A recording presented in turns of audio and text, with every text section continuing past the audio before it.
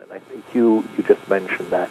The other aspect that's very important to understand is that the funding schemes around which we're talking about private industry coming into this year are in fact not beholden to the total launch cost. It doesn't need to be marginally perfect the first time around. Eventually it needs to become perfect and more efficient, but the actual infrastructure cost and the launching costs that are associated with it are not what drive the development and the deployment of the power. At the end of the day, it's the revenues and the revenues that come from the exploitation of a space-based resource, i.e.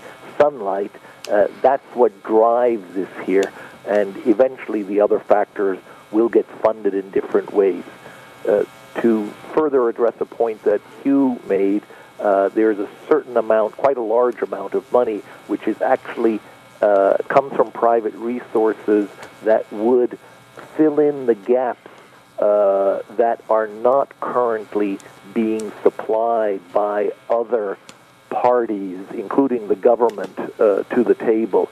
It provides that critical seed development money that allows these other resources to raise additional equity completely outside the solar power-based example to fund those separate activities. We did pretty extensive studies with the Boeing Company in the 1977 to 1980 interval, and we came out with an anticipated price per unit pound into low Earth orbit of $17. And that was considering all facets of the costs involved. And a lot of the costs that we have are induced by our attitude toward the situation rather than what the situation really presents. I'm convinced that we could produce the transfer of mass to low Earth orbit for about $300 a kilogram at the very high launch rate if we do it efficiently and if we eliminate the administrative barriers that invoke so many of these costs.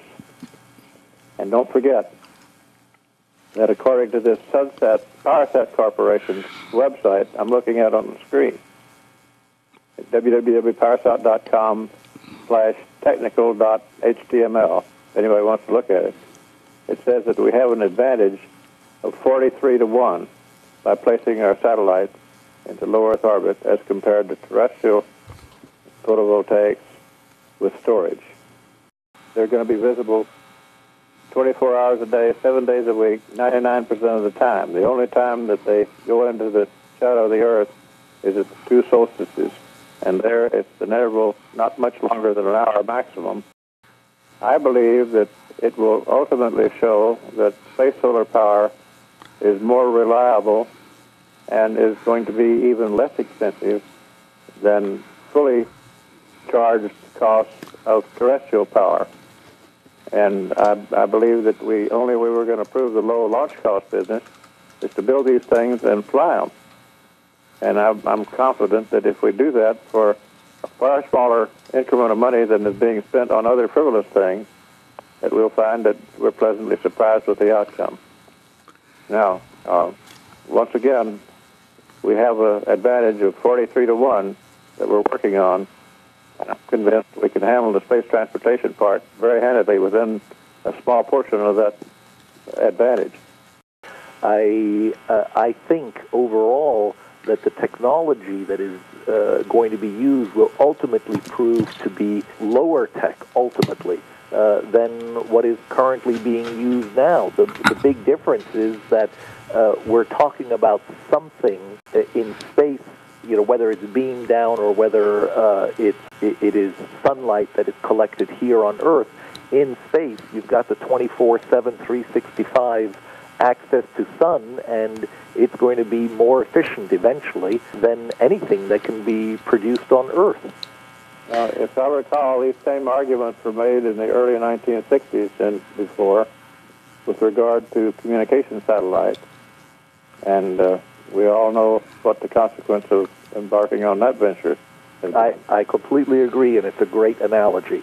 We consider that so straightforward now, and it's been so segmented, tranched into different levels of risks that the banking industry, the equity markets, and the insurance industry all know where their role is, and this here can be expanded to do it on the electricity basis. Hi, Hugh. This is Phil Chapman. Hi, Phil. Hi.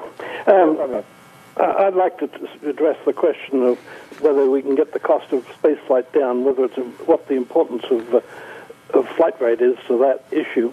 It's not just flight rate. It's getting to run a launch vehicle system the way an airline is run.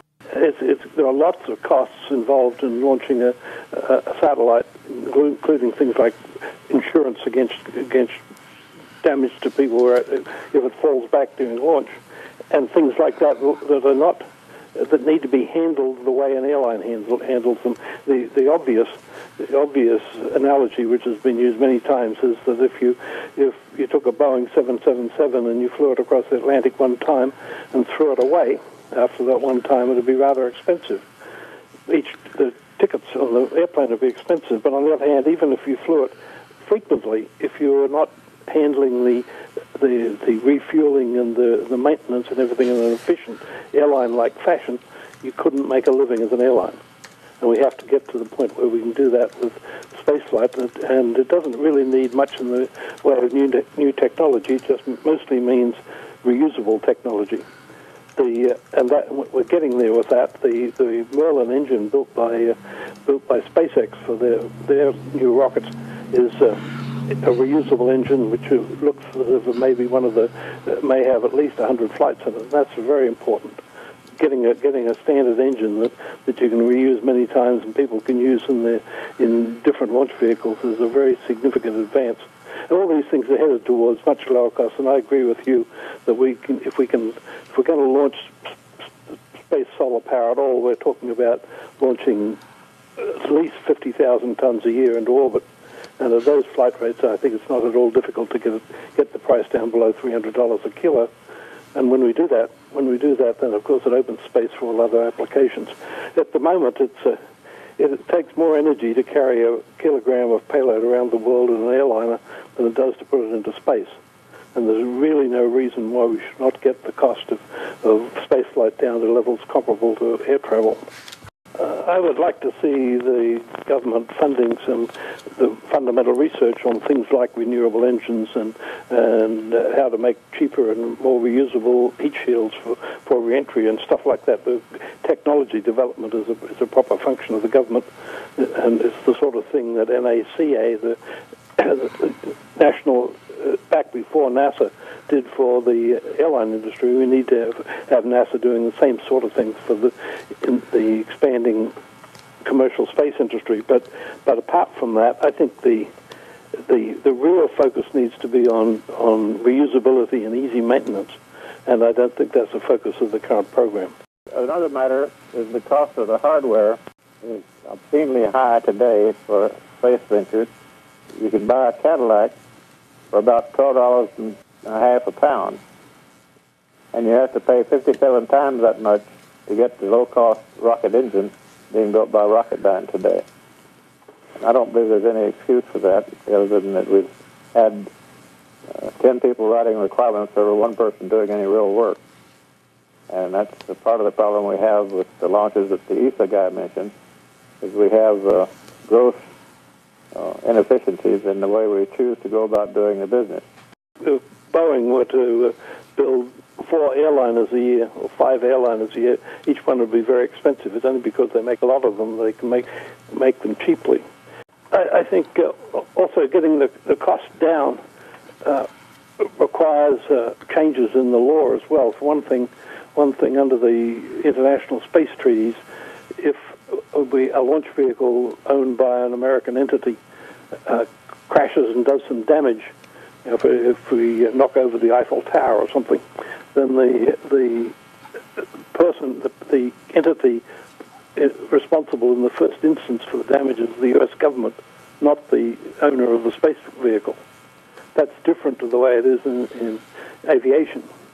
And what it means is it gives the the U.S. government an incentive to be very particular about making sure that things don't happen for which they might be responsible. But if the U.S. government were responsible for picking up your insurance, then they would be very picky about the way you drove your car.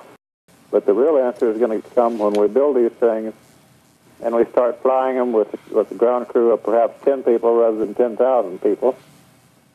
And we fly them like once every 2 days rather than once every 3 months. So I think that we can get the cost down, but in order to persuade the skeptics, I think we've literally got to go do it. Well, I think that we will be serving a global market, and we'll have international partners in doing so. I've been in contact with the retired head of the Indian space program about that, and he's very much in favor of joint development, and I don't think there'd be any doubt but what they'd be willing to take a subordinate role to let a U.S. company lead the band. I think there's adequate room for many players in this game with the size of the global market, and that we can come up with accommodations between the various nations. But I still believe it's vitally important that the United States take first motion. We've got to get our politicians to take a long-term view, and as this gentleman pointed out, today we have a malfunctioning government, and I'm hopeful in November the situation will improve. Well, we have an educational problem on our hands, in my view, because today the CEOs are principally looking at what is planned to happen over the next 90 days, because their bonuses, salaries, and even their retention is based on how you do in the next calendar quarter, and this calendar quarter. So the planning horizon in this country has become 90 days at most, and that has got to change if we're not going to deprive our children of their future. Well, it's going to have to be public pressure, because after all, the politicians are voted on by the people. And if the people get sufficiently concerned about the short planning horizon that we have, they will convince the politicians who put the heat on the corporations to improve our planning horizon out to where it needs to be in the 5 to 15-year category. What's gone on here recently, in my judgment, is getting JohnVornle involved and getting the reality in the financial world brought to bear on it. And I'm hopeful to be able to provide an authoritative, conservative story about what this thing is that will receive an honest evaluation by a large A&E firm within the next 12 months. And if we get that, I think we'll persuade a lot of the politicians that they need to change their tune. And by that time, maybe this country will be in a better form of having a functional government to be able to deal with it. And we've become a nation of whiners, where we like to talk about getting off oil, and then we shut up because we have no idea on how we might do it. John and I share the opinion that the private sector is going to have to lead the way, and if he has a path to cause that to happen, I'm certainly all for him. I want us to be totally realistic in what we do. I want us to be honest in what we do. And I'm tired of hearing what we cannot do, because I very well remember when John Kennedy said we're going to the moon, we were given to the end of the decade to do it, and we beat that, and we got to the moon within less than 8 years from a standing start when we had no idea how we'd go about it when we began. And the people in this country are capable of performing impossible feats, and we demonstrated with the Apollo program that if we have a consensus of government and industry and our people, that there's nothing this United States of America cannot do. And I'm completely convinced if we can get the people on our side, we can get the industry and the political establishment with us, and that we can repeat that sequence for an equally great purpose of proving to the world that communism is not a superior form of government. And I think we can prove to the world that we can indeed generate our electrical power and keep our world alive rather than permitting it to go back to the 15th century.